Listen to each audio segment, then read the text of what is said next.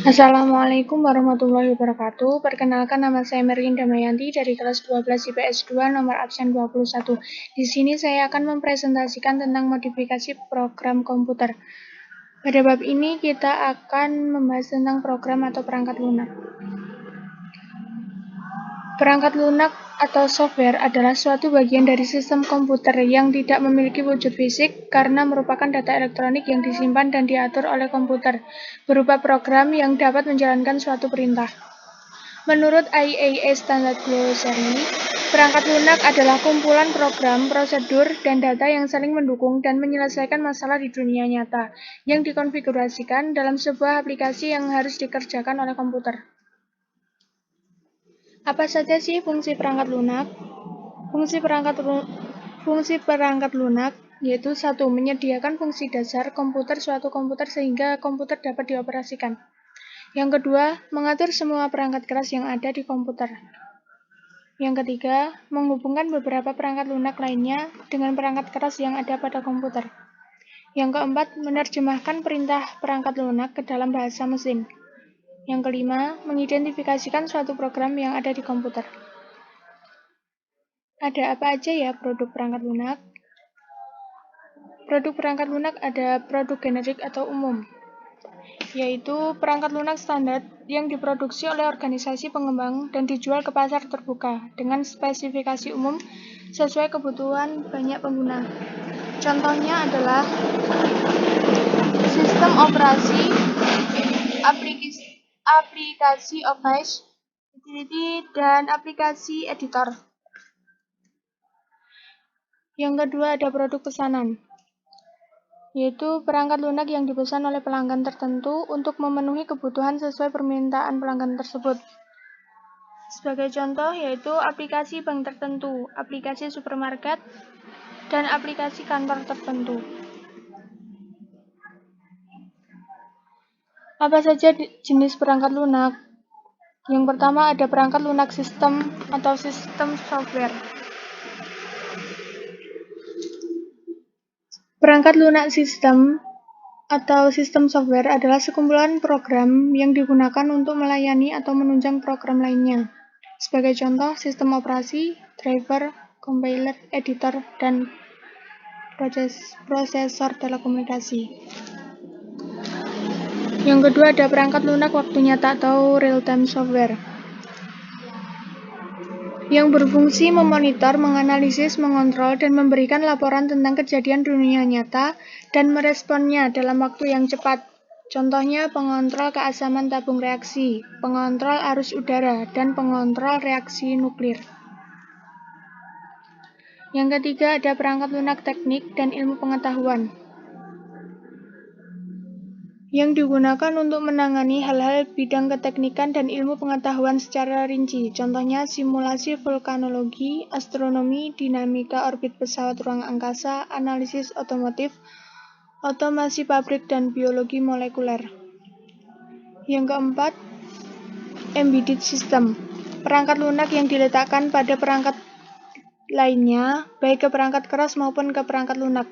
Contohnya microwave, kamera digital, dan GPS.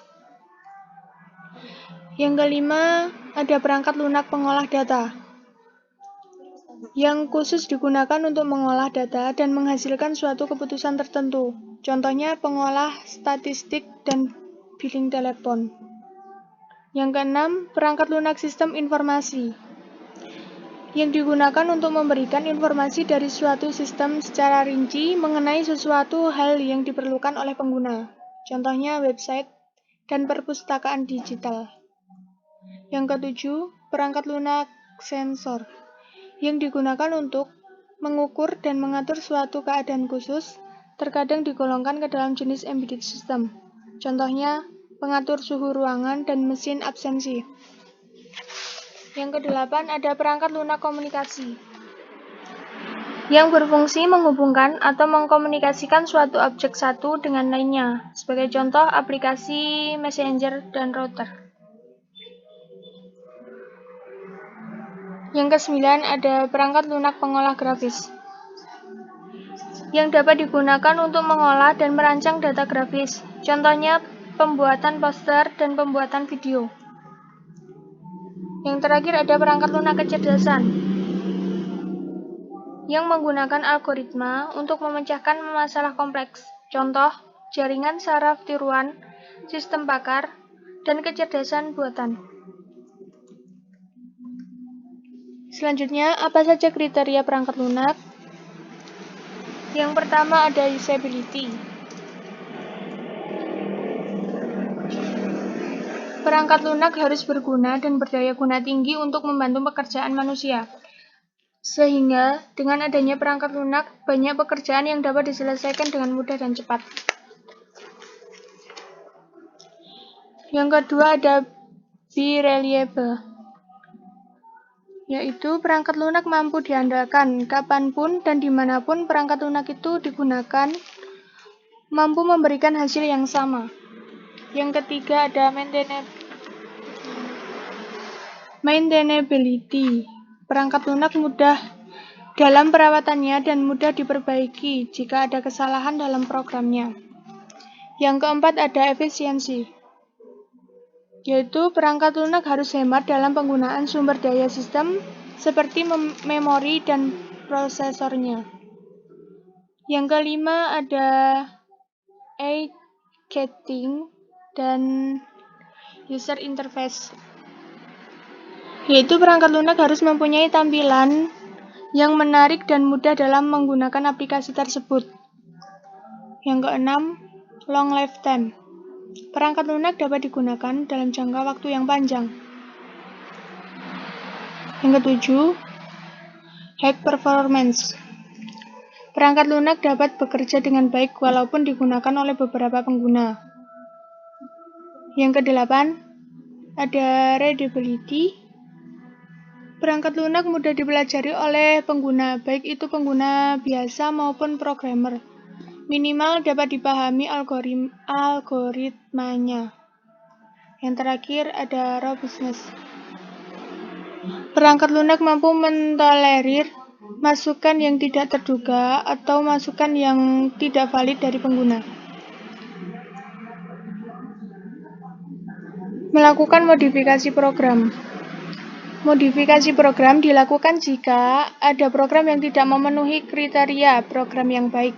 Modifikasi program dilakukan tanpa mengubah struktur dan tanpa menyebabkan masalah ketika program digunakan kembali. Modifikasi program dilakukan sehingga menghasilkan program yang memenuhi kriteria program berkualitas. Hal-hal yang perlu diperhatikan sebelum memodifikasi program, yaitu 1. Kriteria kualitas program apa yang tidak terpenuhi. Yang kedua, fungsi programnya untuk apa. Yang ketiga, bagaimana algoritmanya. Yang keempat, bahasa pemrograman apa yang digunakan. Yang kelima, bagaimana pengkodeannya. Berikut adalah contoh modifikasi program penjumlahan. Selanjutnya, merupakan contoh modifikasi program menghitung diskon. Sekian dari saya. Terima kasih. Wassalamualaikum warahmatullahi wabarakatuh.